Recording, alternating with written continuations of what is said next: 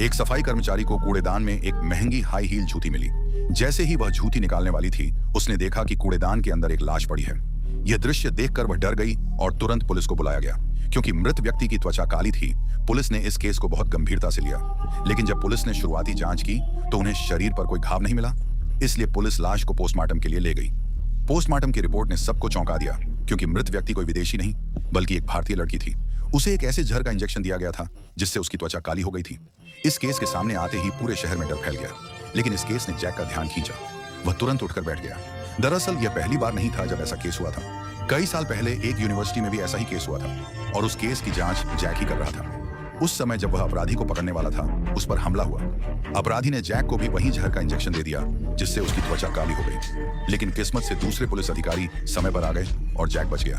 इसके बाद अपराधी गायब हो गया। अब जब अपराधी फिर से सामने आया तो जैक तुरंत घटनास्थल पर पहुंचा।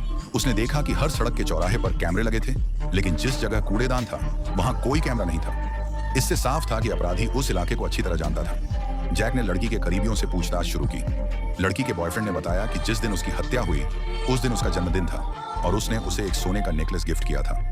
लेकिन हैरानी की बात यह थी कि हत्या के बाद लड़की की बाकी सभी चीजें वहीं थी, सिर्फ वही सोने का नेकलेस गायब था। पुलिस ने लड़की के घर के पास की सीसीटीवी फुटेज देखी। उन्होंने देखा कि जब लड़की घर लौट रही थी, एक कार उसका पीछा कर रही थी। कुछ देर बाद फुटेज में काले कपड़े पहना एक संदिग्ध व्यक्ति दिखाई दिया। उसके भागने की दिशा के आधार पर जैक ने आसपास जांच शुरू की। जल्द ही उसे एक चौराहे पर वही कार मिली और कार के शीशे पर दिल का निशान बना हुआ था। जैक ने देखा कि यह निशान लड़की के गायब नेकलेस जैसा ही था। पुलिस ने कार की जांच की। उन्हें कार में एक फिंगरप्रिंट मिला जो पास में रहने वाले 23 साल के एक युवक का था। जैक ने तुरंत उसे गिरफ्तार कर लिया, लेकिन उसने तुरंत पूछताछ नहीं की, बल्कि उसे लॉकअप में बंद कर दिया। शुरुआत में वह युवक सामान्य लग रहा था, लेकिन धीरे धीरे वह बेचैन होने लगा। वह कमरे में चक्कर लगाने लगा और दीवार की धूल से चित्र बनाने लगा। और जो चेहरा वह बना रहा था वह उसी मृत लड़की का था।